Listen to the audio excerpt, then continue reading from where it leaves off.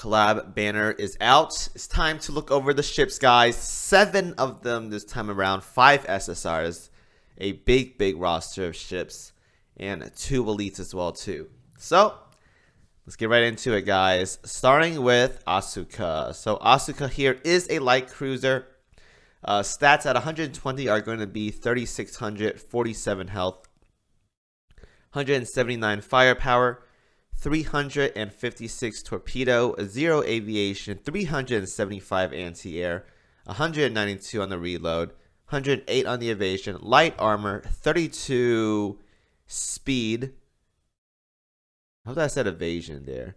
155 on the hit, 90 on the luck, and 147 on the ASW. So stat-wise, pretty low compared to a normal light cruiser. I think even like Telia Ryza ships and Rika, I think, if I can find them. Rika and Ryza. I don't know if they have Ryza in here anywhere. So Ryza has like 700 more HP, and Rika also has 700 more HP. So I'm not sure why they cheaped out on the health for the Senran Kagura light cruiser here, especially the poster girl for this in this scenario. No idea why. I think stat wise too, like she's a bit better. Actually, not even, because I think Rika has better stats compared to Asuka. So again, I don't know why they're cheaping out on health for ships nowadays. Like we had the scenario where Unzen had terrible health. Now we have Asuka with terrible health pool. So I'm not exactly sure what they're doing with the ships nowadays, especially recently, in terms of making their health pool super low. I mean, it is what it is, but I'm just saying. Now, when it comes to efficiencies for the guns, 125 on the light cruiser, 140 on torpedoes, and 100% on the anti-air. It's about average, normal, I'd say. I think that's it for the other stuff. Right, so skills. First skill here, Twin Blades Follow-Up Slash. When the battle starts, increase the ship's crit damage by 15% for every Senran Kagura collab character in your fleet. Can be stacked up to 3 times, so a minimum of 3 ships. You get 45% critical damage. That's actually really good. Every 12 seconds, applies a debuff to the enemy with the lowest HP remaining, increasing their damage taken from your Senran Kagura collab characters by 10%, and performs a level 10 special attack. And this ship's firepower and torpedo stats are affected for the skill as well too. When this attack activates, if there's only one enemy on the battlefield, this attack deals guaranteed critical damage. Starting at level 10, if this special attack sinks an enemy, performs Twin Blade Follow-Up Slash again. So it's meant for both bossing and mobbing, but again, you want to run a full fleet for that. If you guys don't have a boss fleet, this is actually pretty interesting setup right here. So you get a buff for the enemy that gets the debuff after 12 seconds. Usually that's really good for boss content. It gives you option of both, so that's actually a really good mixture of both good mob content and a boss content ship right here. Now stat wise, that's something else, but in terms of kit though, that's actually really good. Now for the second skill, increase it's called Twin Blades Combo Strike. Increase the ship's firepower and torpedo by 15% once per battle when this ship HP falls below 30% as a result of damage taken. Increase the ship's evasion rate by 10% and performs another special attack, also based off those skill level and firepower and torpedo stats. Restores the ship's HP equal to 12% of the damage dealt by this attack.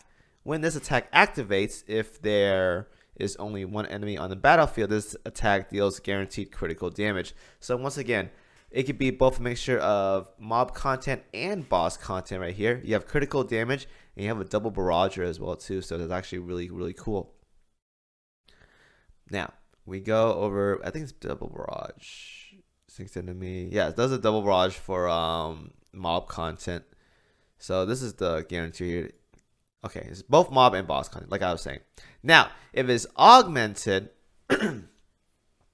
you get the 15% stats, you get the evasion rate, but this time it's 15% rather than 10%. And once per battle, when this ship's HP falls below 30% health as a result of damage taken. Increase the ship's evasion by 10%.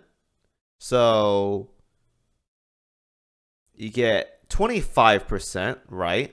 That's actually pretty insane. Yeah, so you get an additional 15% evasion. That's actually really, really good. Performs the usual stuff.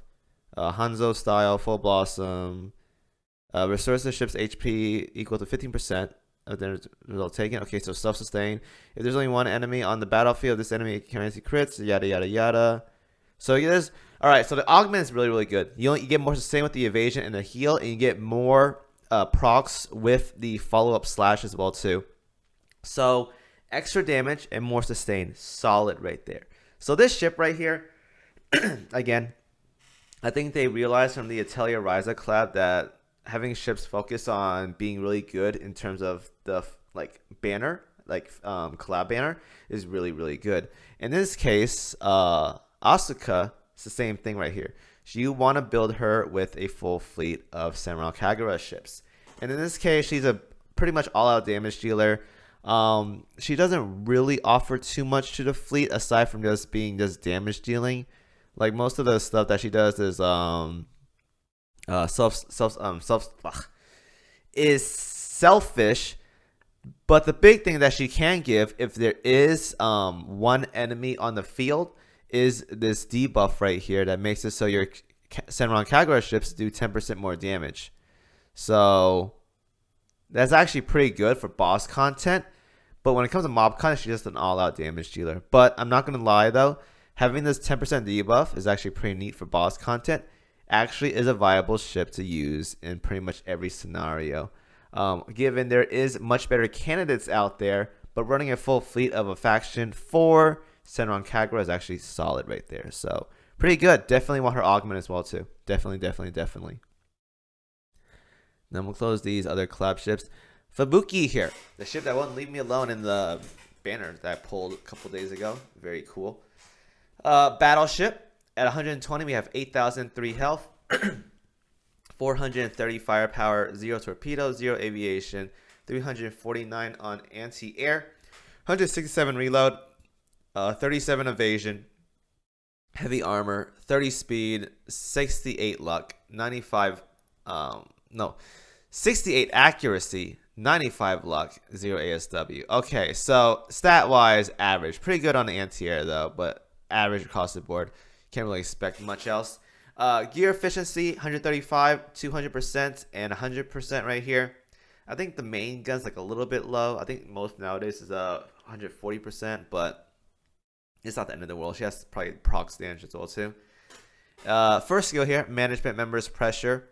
Decreases ship's damage taken by 8%. While this ship is afloat, increase your vanguard's anti-air and reload by 10%, and increase your flagship's damage dealt by 5%. So this right here is unrestricted. You can use this on any ship possible. Really, really nice buff right here by far. So if you have anti-air and reload, that's actually pretty good for Chapter 15 stuff. So like I was saying before, with the introduction of Chapter 15, you're probably going to see more anti-air ships in the game for banners because it's the new hardest challenge in the game, and they want to make it easier over time. So having more anti-air ships like this can help you out a lot. Increase the damage dealt of this first volley by 60%. Increase the ship's damage dealt to heavy armor enemies by 15%. Very, very nice. Enemies hit by this ship's main gun suffer 8% decrease to firepower, torpedo, and aviation. So I'll say this again. I really do like this debuff where they debuff the enemy's offensive stats. The issue is there's not a scenario in the game as of right now where you kind of want to debuff the enemy stats as a priority. You kind of just want to do more damage and kill them, right? So if we have more content where we can utilize debuff offensively, this is actually really, really nice. There's some scenarios I think of JRPGs or other gacha games where you kind of want to make the enemies not hit as hard because you have that self-sustain, you have all that other stuff going for you, which makes it so the enemies can't just one turn you or one hit KO you, right? So having those are nice. In this scenario, and especially in Azur Lane, having enemy debuffed is cool and all. Don't get me wrong, it's actually nice, but you rather just blow it up faster. Like, we're not in a scenario right now, or we're not in a situation where you want to debuff the enemy offensive stats compared to debuffing them defensively, because you can just do more damage that way, right? So I do want to see more content where we can utilize debuffs like these, because it's going to make content much more interesting compared to just how fast can we kill it. Now, I'm going to talk about the augment skill. I think it's better to talk about augment skill in general, because you got to get the augments if you guys are going to use them. Augmented module Purple Ice Blast Plus increases ship's firepower and accuracy by 15%. When this ship fires her main guns, 100% chance, so it's up from 70. Performs a barrage, Purple Ice Linked Fangs. Enemies hit 5 times by the secret ninja art takes 5% increased airstrike damage from your fleet until the end of the battle. So pretty much, I think the not meta fleet, but what you want to run is like two carriers like Murasaki and Yumi. So if you guys are running a full Senran Kagura fleet, these are pretty much your damage dealers. They're going to get amplified from Fubuki. So I guess I got to look at their skills, but it's free damage for them. Can't really go wrong with it. Pretty nice skill. Pretty nice skill. And 100% barrage, as always. Consistency is key, so having that is actually really good. So nice ship. Homura, so submarine here. Again, I'm not proficient with submarines, but I'll go ahead and talk about her briefly. At 120, 2006 health, 49 firepower, 530 on torpedo, 0 on the aviation and the anti-air, 95 on the reload, 42 on the evasion, light armor, 23 on the I keep saying evasion, speed, 204 on the hit, 87 on the luck, 8 on the oil cost, and then you have the oxygen, the ammunition, and all the other jazz. I think it's all right. I think 550 is base nowadays for torpedoes, submarines, so yeah. I'm not going to talk too much about it. Efficiency, 130, 125, and 85. I think that's like a little bit lower compared to 130 that I see nowadays, but it is what it is. First skill, Blaze of Sacrifice. When this boat surfaces, fires a level 10 special barrage. Inflict a special burn ailment for 6 seconds to enemies hit by the barrage. And is based off the boat torpedo stat. So it's a burn, does damage. It's a DPS skill pretty much, right? But the augmented skill right here, I didn't even see this part. While this boat is afloat, this secret ninja art, this boat recovers 10 oxygen every 10 seconds, or 10 oxygen every second. So that's cool. And first 3 attacks that hits First 3 attacks that hit her have their damage set to 1. So that's actually really good. Because I know a lot of scenarios, especially in World 15, where if you call in submarines, you risk them getting 1 hit a lot often. So having this skill is actually really good for endgame content, because there's a lot of scenarios where you just like get 1 tapped on submarines because you just don't have the health pool to take any big boss hits from high level enemies. So it's actually really good skill for submarines. I'm not gonna lie, really is good. This boat submerges after she finishes attacking and will surface a second time when her oxygen runs out. Oh wow. So that's a lot of uptime actually. That's actually really good. While an enemy afflicted with the special burn caused by the skills of float increases boat's critical damage by 20%. So she has no crit rate, but I do like that she gets in twice though. That's actually really nice. And the 3 damage hits to 1 is also very good at the beginning. Flaming Crimson increases torpedo stats, boat's torpedo stats by 10% while this boat leaves the battle.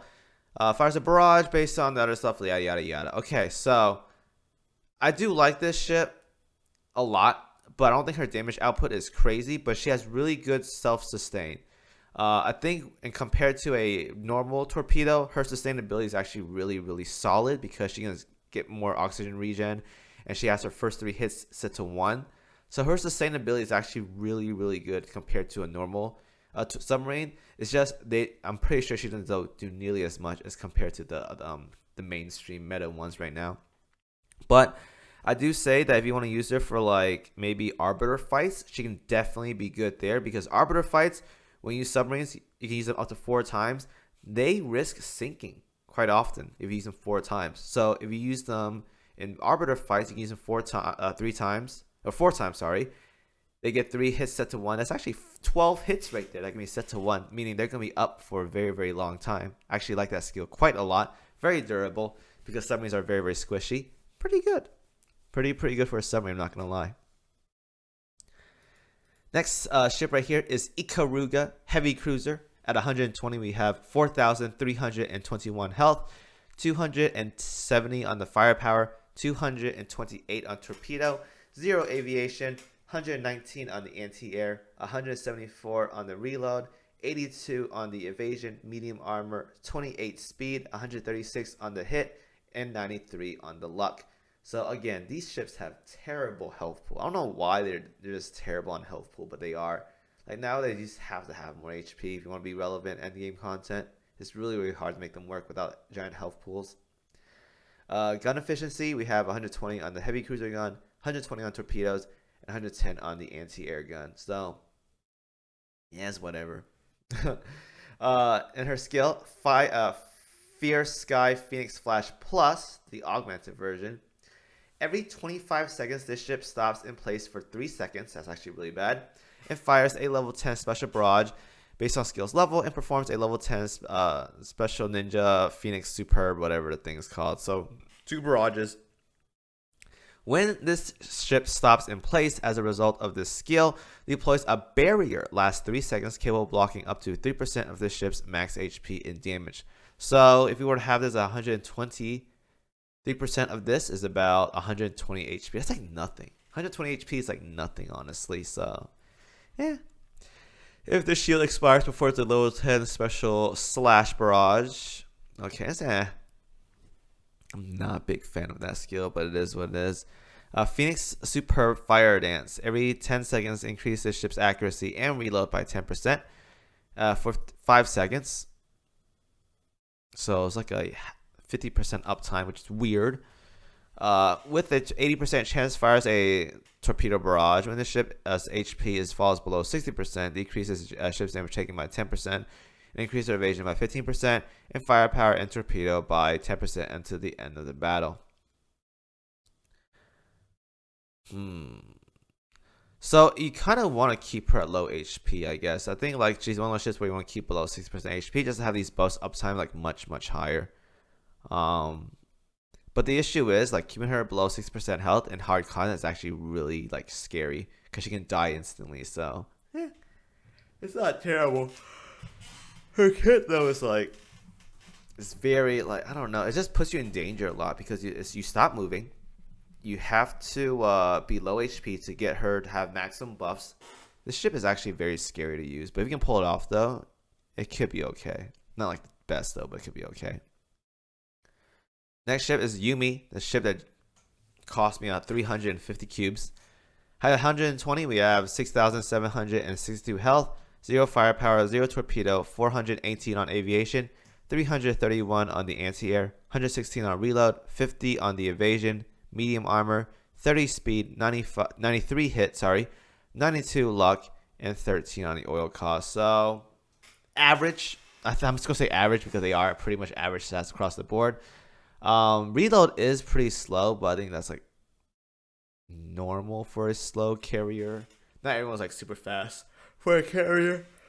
Excuse me. Efficiency, we have 140 on fighters, 130 on the dive bombers, and 130 on the torpedo bombers. These are actually very high efficiencies. 323 as well too for plane loadout. Very good right there. Very nice. I think those are higher than like a lot of DR ships as well too. DR, PR ships or UR ships. These are actually really high efficiencies. Fan Dance of Ice and Snow. Increase the ship's aviation by 15%. When this ship launches an airstrike, launches an additional level 10 barrage. Okay. It's extra damage.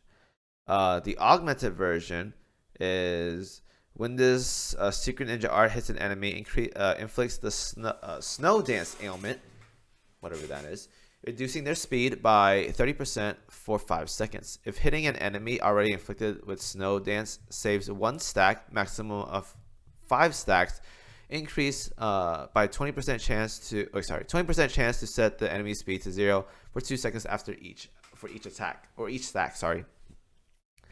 It's a slow almost stop debuff. It's okay, I guess. Frozen Trees and Heavenly Storm. Once per battle, when this ship HP falls below 50%, As a result of damage taken, restores 20% of this ship's max HP. When this ship detection gauge value reaches 0, fires a low chance for barrage. So, another selfish ship. I don't like, aside from the slow and the freeze, I guess a lot of these ships are very, very like selfish. Like they have self heals, but they don't like heal as a team. Like the Tellurizer ships are very, very good because they have a lot to offer as a team. These ships you want to run in a fleet as well too, but they're very, very selfish. So I don't know. I don't know how I feel about these ships, honestly. Like it's cool they work with other ships sometimes, but for the most part, it's like very, very selfish, damage, barrage, and stuff like that. It's all right though. Murasaki and Yuyaki. I'm not gonna talk too much about these ships, but I will talk about Murasaki because you want to run 2 carriers for the Senran Kagura setup. We have a light aircraft carrier, 120. We have 5,012 health. 0 firepower, 0 torpedo, 390 aviation, 255 anti-air, 185 on the reload, 72 on the evasion, medium armor, 28 on the speed, 93 on the hit, 105 on the luck, and 83 on the ASW. I think that's like a little bit below, but that's like light carrier status right there. It's all elite, so it's like whatever. 135 on fighters, 145 on torpedo bombers, 100 on anti-air. Solid. It's okay. In her skills, Baby Hide Me increases the ship's max detection by 15, increases her AEA and aviation by 10%. 20 seconds after battle starts, designate one random enemy, restores 15% of this max HP when that enemy is defeated. Okay, again, they're self-sufficient healing ship. Oh my lord, there's so many of these.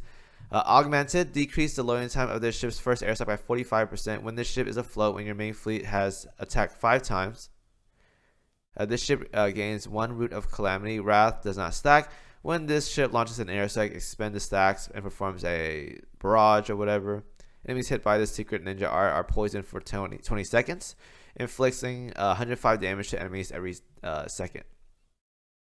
So up to 2,000-ish damage. Not terrible, honestly. If you can spam this though, that'd be cool, but for the most part, nothing too crazy. It sounds nice, but it's not crazy. Yuyaki is not even updated yet, so we're not going to talk about her. I'm just going to assume there's a regular heavy cruiser stuff. Yeah, so let's go ahead and talk about these ships individually. Okay, so Asuka. I think Asuka, again, you want to run her in a full fleet. As a solo, she's okay, I guess. Low health pool. Very high on the critical damage, but you need crit rate to get maximum value out of her. She does have one skill that's guaranteed to land critical damage, but it needs to be one enemy on the battlefield for that to happen. So pretty much boss content. In PvE content though, you're pretty much never going to see this. So very RNG dependent with the crit damage. Very selfish as well too. But a lot of barrages though. A lot of crit. Can be pretty fun for DPS sets by far. Fubuki, carrier buffer right here when you want to run her with Yumi and Murasaki to get value out of the buff that she has for aviation, whatever that is. Increased damage dealt by your flagship, so that. Yeah, you pretty much want to run it with these two. And then her second skill here, 100% barrage proc. Not terrible. Can definitely see some good wave clearing out of her, but it's mainly just mob content stuff, nothing like super drastic. Homura, a very beefy submarine compared to most submarines nowadays, so that's actually very interesting. I don't think her damage is like super high, but you want to run her in like end game content like Arbiters or Chapter 15 where submarines can die in one hit. It's actually really good. I will say that giving her more survivability that way is actually really solid right there. Ikaruga, not a fan of this ship at all. Very selfish. That needs you to play at low HP as well too.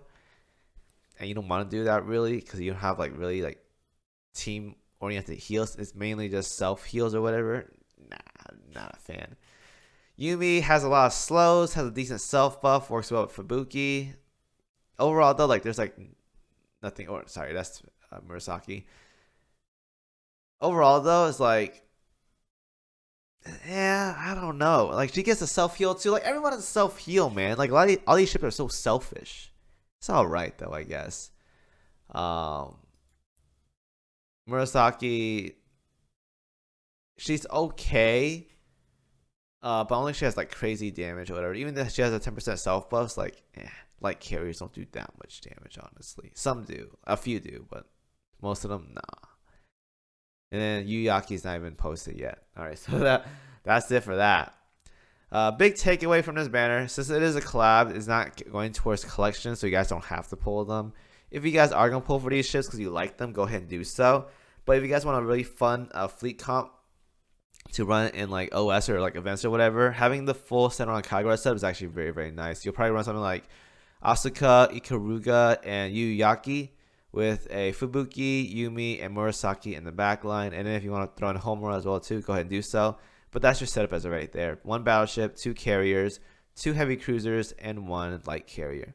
It's pretty interesting. I am going to work on mine to max them out, but if you want to pull for them, go for it. No one's mandatory here, by far. No one's super mandatory by any means. So that's it for that banner review. I'm going to go ahead and work on that and level them up, max them out, have fun with it. And yeah, I wish these ships had more stuff going for them as like universal ships and team-oriented ships like the Atelier Ryza ships. Like Claudia Ryza, Claudia from Atelier Ryza was really, really good for Chapter 15. So I wanted more ships like that. But unfortunately, though, we just didn't get it. We just did not get it. I know one ship has like a team buff or whatever, so yeah, Fubuki has this skill right here. Increases AA and reload and increase your flagship's damage dealt. Very, very nice for Chapter 15 by far. So I need more of these things right here, right? I'm being selfish. But overall, though, okay, banner. If you want to pull for them, pull for them, guys. No one's mandatory here. So yeah. Anyways, thank you guys for watching as always, and I'll see you guys in the next video.